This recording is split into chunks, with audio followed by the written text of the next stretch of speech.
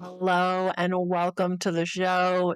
Does every single conversation that you have with your spouse about money turn into an argument or a meltdown or a shutdown? I know the feeling. You're not alone. And trust me, you're not doomed. So today we're going to talk about that. So if you are married or you're sharing finances with someone and you are constantly fighting about money, today is going to help you figure out how to do that as a team, the 5-day challenge. And that is the next best step to help you in this process. But we'll talk a little bit more about that at the end. So tune in. So listen in, because if money is the thing that is at the heart of your relationship where you argue, then today's episode is for you. Welcome to the Debt Rebel podcast, where we discuss the ins and outs of personal finance for families so you can eliminate the burden of debt, create financial margins, and learn a new way to interact with your money. I'm your host, Jules the Budget Nerd, and I have been in your shoes.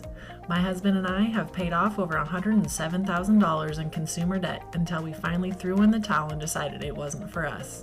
Throughout our journey, we learned another way to do life without debt, and that's my hope for you.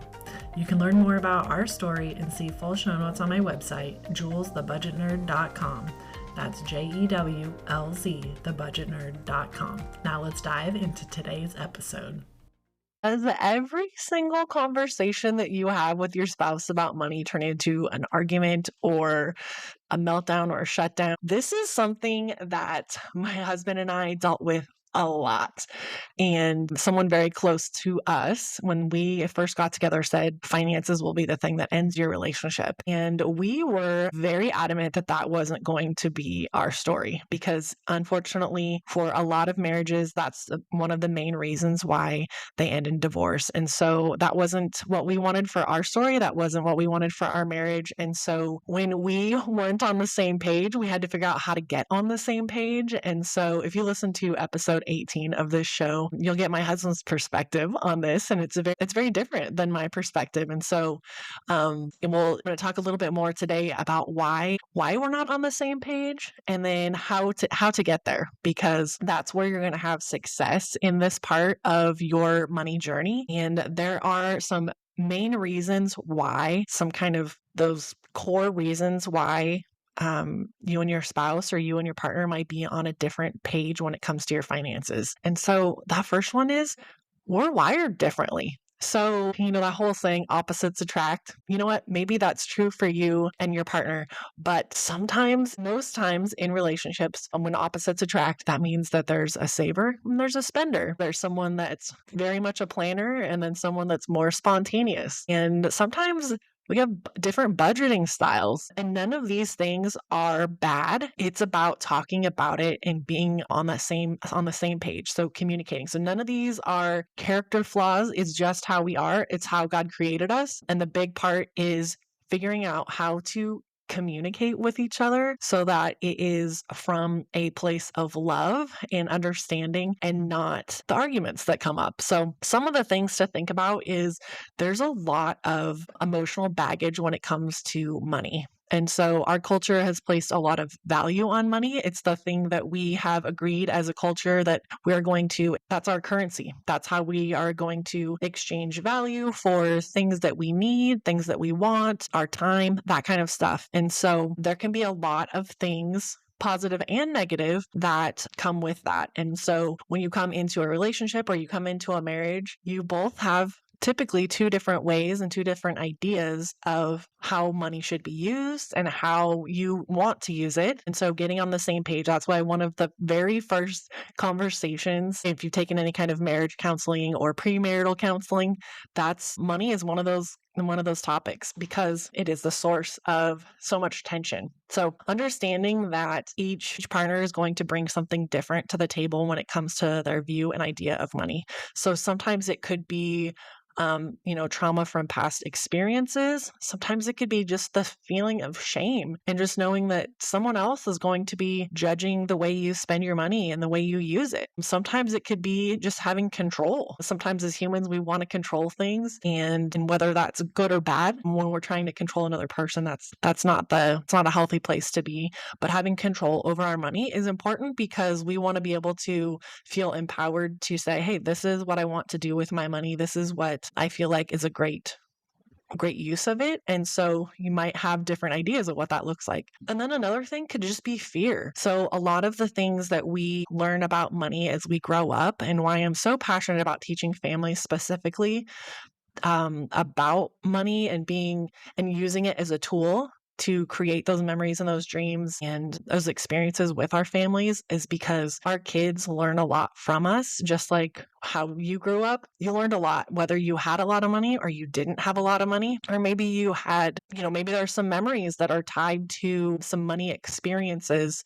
that you're bringing to the conversation. And so sometimes those things are things that we're aware of, and sometimes we need to dig a little deeper and realize that, okay, that's something that's happened in my past, and so we can rewrite the script on how that affects you in the future. So budget conversation with your spouse is not necessarily about the numbers. So a lot of it is, there's so much emotion tied up in our money. And so coming at the conversation with with a place of curiosity is going to help. And I'll talk about that a little bit more later. All right. Another thing is, we might be talking more about like tactics and ways to manage our money before we talk about our vision, what we want to do with the money that comes into your household. Those are big conversations. And one of the reasons why, when I'm working with couples, is to schedule a financial date night. Talk about your money and decide as a team what your vision is for your money. So, kind of going back to one of the reasons why. So maybe your conversations when it comes to money and budgeting is talking about like maybe the app that you're going to use to manage your money or whatever, before you agree on what you want your money to do for you. And so that's where we kind of get into those chaotic conversations, and they can be unproductive, right? So we want to talk about the vision that you have individually, but then together as a couple, what do you want for you and your family? What do you want that to look like? And then that's when you get to work on the plan. So okay, so we know these things now. So what do we do? So how do we get from being on different pages to reading the same book, going the same place, and taking this vision that you have for your family and for your finances and making that happen? So first off, is this was something that was really challenging for myself at first, because it's just one of those things where you're like, you know what? I saw it differently than my husband did. And so I really had to get myself into a spot where I was curious about what his relationship was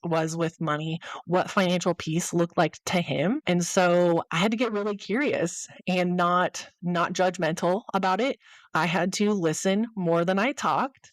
And so we had many conversations, especially in the beginning, of what money looked like when we were growing up, what it looked like for us to have financial peace now. And when we did that, something really big came up for myself. Was we realized that financial peace, that definition of what that looked like, was very different for myself than it was for my husband. And so once I understood that, and he understood that same thing for me, it was much easier for us to honor that for each other than just have this thing that was kind of out there and it was just ambiguous, because I had a definition.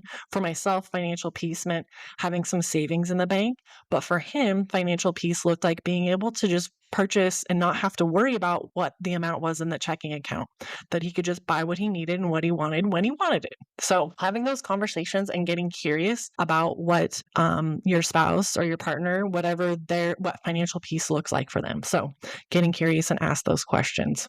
So the next one is leading by example. Whew, this one was challenging also. And I will say these things are challenging because for myself, I was like, I realized I just wanted to get to the destination. Sometimes doing the work in the meantime can be can be hard for me. I just want to solve the problem and move on. And that wasn't for long-term success. That wasn't how this situation was going to go for us. I needed to own my part, what was not working for us and for our finances. And so I am the budget nerd. I had the money background. I had the financial background. So that's where I was in our situation. And I got to work at creating a budget that I showed to my husband, and I was like, hey, if we do this, or if we cut back in this area, then we can do this. So, maybe we didn't eat out as much, or if we figured out how to get rid of some of these debts, if we weren't paying $500 or $1,000 a month on debts, then we'd have an extra $500 or $1,000 every month. And so we could be saving for a new car. We could be going on vacations and that kind of stuff. So it took some time and some patience, but I had to own my part of the process that I was spending a little bit out of control and disorganized. So showing him that this method of spending our money before it came on paper or in an app was going to help us be intentional and make sure that the things that we wanted and needed in life were covered, and then what we could do with that money. And so it was part of, instead of just saying, this is what we're doing, I was inviting him to be a part of that process, but I was also owning my part at the same time. So the next thing is creating some shared goals. And that's why having a financial date night, I feel like, is so very important, because I've got some date night questions. I'll add those to the show notes that you can grab those. Just getting those conversations going. And so creating some shared goals. So what do you want from life? What do you want from your money? And so it is about creating a plan for your money. What would it look like for us to take a debt-free vacation next year? Or what would it look like for for us, it was me being able to stay home with my daughter when she was younger. Those kinds of things. What are some shared goals that you have? Maybe it is to buy a new car so that you can do that epic road trip that you've always dreamed of since you were a kid. That kind of stuff. What kind of memories and things do you want to create for your family? And then figure out how to make your plan for your money so that you can do those things. The next one is to just keep those conversations short and consistent. So, I always suggest that financial date night. And then these are just some surface level questions to kind of get the conversation going. So maybe those date night questions, it's just one. And then you know what? Then next week, when you have your date night, you ask the second question. It's about keeping the conversation going, but not to a spot where you're going to get stuck or you're going to get to a place where you feel like you're going to be fighting again. Knowing that your style of conversation and communicating with each other will be helpful, but keeping those conversations shorter. Maybe it's just a quick 15-minute once a week. All right, what do you think about this? Or maybe it's, you get up early in the morning and you have coffee together, and then you have a little short conversation about what, payday is coming up. What's one thing that we want to make sure that we get accomplished with that money? So those are just some of the things that helped us get on the same page, and hopefully that will help you and your spouse get on the same page when it comes to putting your money to work for you and helping you create the life that you want for you and your family. So if you don't have a budget set up, that is definitely where it is. That's why I call myself the budget nerd. That helped us get out of over $107,000 of consumer debt and allowed us to be able to show up for our daughters and be able to show up for our family in a different way than we would have if we had been just aimlessly spending our money and not being on the same page. And so that's why I have the 5-day challenge on my website. It's julesthebudgetnerd.com/challenge. And it's a 5-day email series that it's going to walk you through creating your very first budget. It's going to help you gain some clarity and some confidence, but also a plan that you'll actually follow without overwhelming yourself and your partner. And it's going to help you get some tools. It's going to help you find $1,000 so that you can create that very first emergency fund so you're not going to your credit cards for everything. I hope you check that out, and trust me, taking the 5-day challenge is way easier than trying to convince your spouse that you're just going to go to Costco to just get one thing. Oh my gosh, we're so guilty of that. So